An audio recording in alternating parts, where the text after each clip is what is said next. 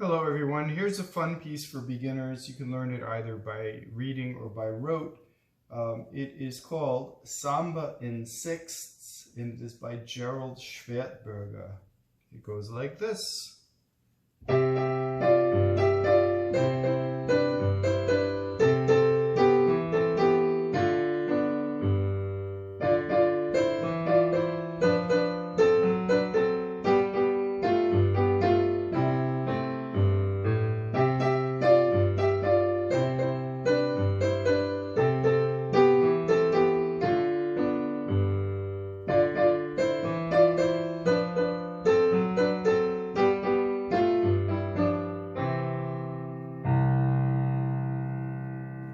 So if you were watching me closely, you were noticing that my right hand is basically one interval, right? An interval is the distance between two notes, and this happens to be a sixth. So there's a lot of parallel sixths through this whole thing. So we're going to start first by learning the right hand a little bit at a time. And to find that interval of a sixth, you're going to put your thumb on a G that is in the group of three, and over towards the left, not the leftmost note, but the next one over, right here, in between the first two black notes of the group of three, and at the end of the group of two, and that's going to be E. So G and E. And then you can practice playing this interval, just moving it down one note, and move down one note, or move up a note. And you see, this sounds very harmonious because it's called parallel sixths. So parallel sixths sound beautiful, as do parallel thirds. Right? And parallel fourths and fifths have a different sound. They're more open. And they do have some use, but in traditional harmony, they're avoided. You see, they have more of a raw sound. Fourths and fifths, but sixths sound very melodious. Okay, so once you find this G and this E, you can play the first bit of this melody. So how does that work? So we play two of the first, repeat, move down one, move up, and then down. And that's our basic motive, right? And then you do the same starting on E and C. So did you see how that works? Here's the first one, G and E. So you repeat, move down, and then find E and C. Right, so C, D, E. If you find the group of two, there's your C.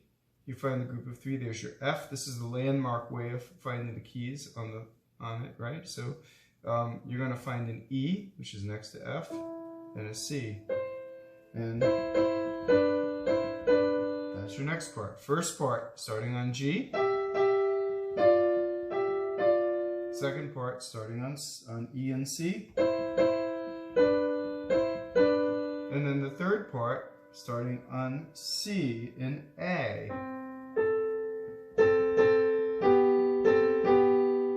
So you see, all three of those are exactly the same. You have a repeated, a step down, step up, and a step down. Then start here, repeated, step down, step up, step down.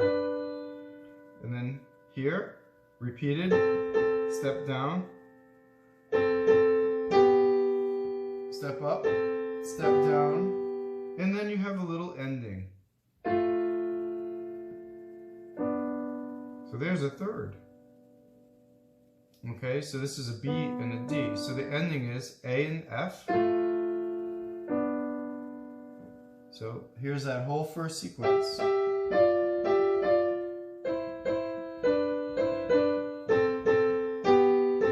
then our ending. So it's A and F and B and D. Now, something interesting is if I invert this third, I get a sixth. So an inversion of a third, and how do I invert it? Well, here I have a B and a D. Right? If I put the B on top, I have a sixth. If I put the B on the bottom, I have a third. Right? Isn't that interesting? So that's why thirds sound as melodious as sixths. Okay, so at the end, this is technically just an inverted sixth. Right? So technically this is all in sixths except for that 1/3. Okay? So once you have that first part down starting on G and E, the second phrase does the same thing, but it's just a step down. So instead of starting on G and E, you start at F and D. And then D and B. And then B and G. And then G and E. And your inverted sixth or your third. A and C. So let's do the second phrase, right? So you're going to find F, group of 3, D in the middle of the group of 2, right? Repeat, step down, step up, step down, then start on D and B, and then repeat, step down, step up, step down, and then B and G, repeat, step down, step up, step down, and then step down for E and G, and then our final third. Okay, so let's do our whole right hand. Remember, you're starting here, and you're going to keep your pattern. Then E and C, then C and A, then A and F, and your third. And now start one note down, F and D.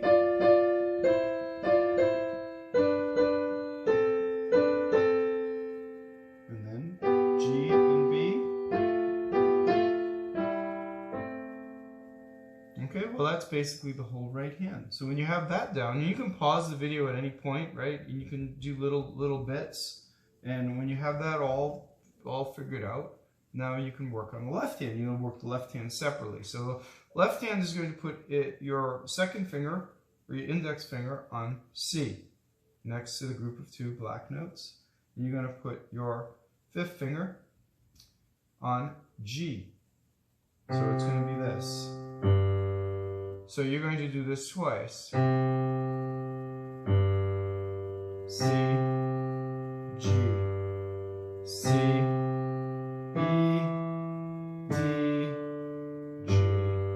so here's your bass line. C, G, C, G, C, thumb on E, second finger on D, G. And practice that a bunch of times, right? Once you have that down, next you can do the next part, which is going to be, you're going to have to cross the 4 over the 1. So the thumb is going to play D, and then your fourth finger will play E. So you can practice just that shift. D, E. Again, D, E. So once you have that down, you can continue the pattern. So it goes like this. D, E, third finger on F, second finger on F sharp, G, octave G, G, C. And then to repeat, you play these 2 notes, G, A. So let's do the second part. D.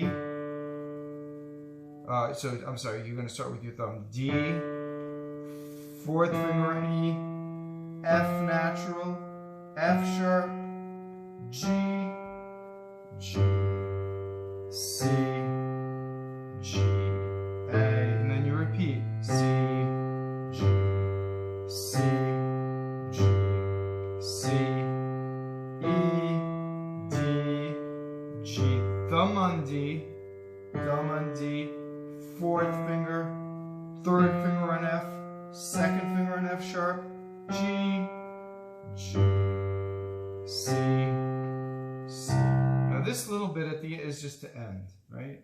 So that's the second part. When you repeat, it changes. Okay, so putting this together, right? You're gonna have a little rhythmic problem. a little coordination problem. So you practice, if you can practice just the first measure, then you have the whole thing. So it goes like this. It goes together, right, right, left, right, right.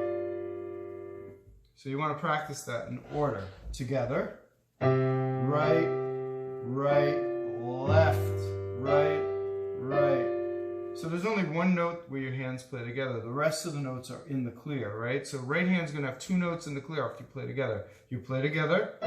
Right hand's going to have two notes now in the clear. Left hand, one note in the clear. So now, can you just feel the rhythm? 1, 2, 3, 4. Or can you do it slowly? 1, 2, 3, and 4, and... So once you have that measure down, it's basically the same rhythm through the whole thing. So first measure, second measure are the same left hand, different right hand. Now you move to E and C. Right, and then the third measure is this.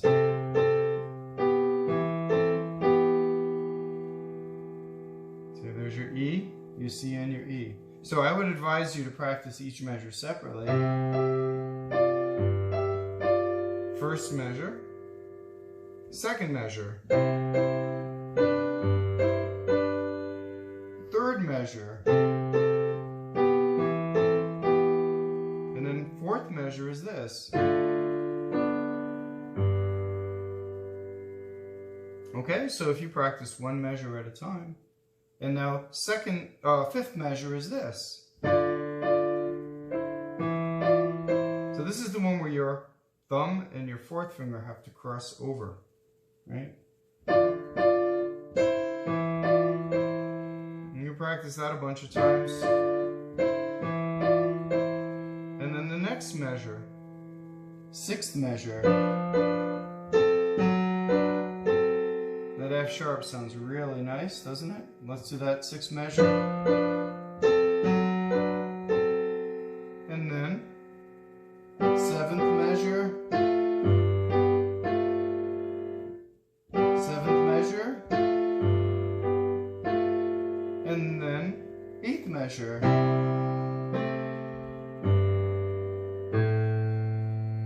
Okay, and then you repeat.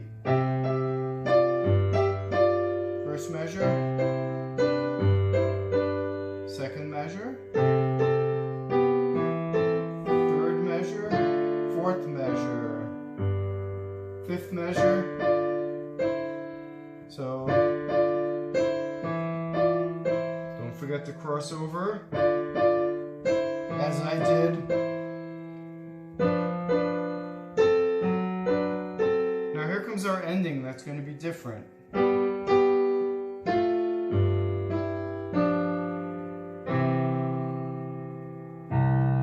Okay, so for those of you who are mathematical, you notice that the phrase is in 8 bars, right? So the second time, you're going to have a different 7 and 8. So the 7 and 8, the first time is this. And this is to go back. So there's your 7 and 8, right? And here's your 7 and 8 the second time. This is the one to end.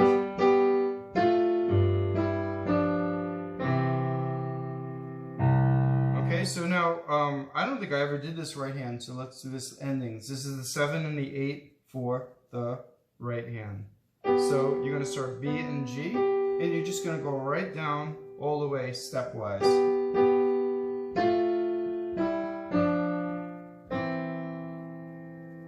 Right, and our left hand's G, G, C, C. So it goes like this. Well, I guess I need more coffee.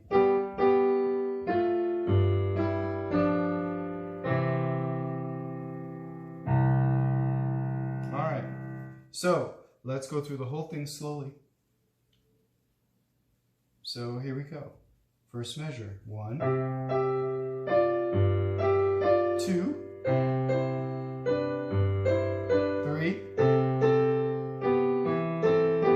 4. Thumb now.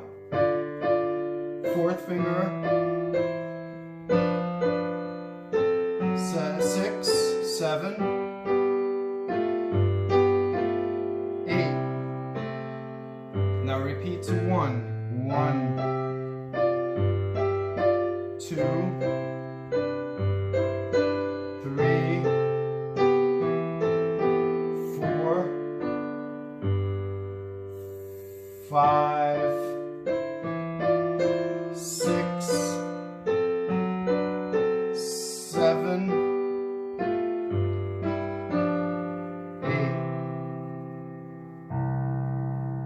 And there we have our 7 and 8 that ends.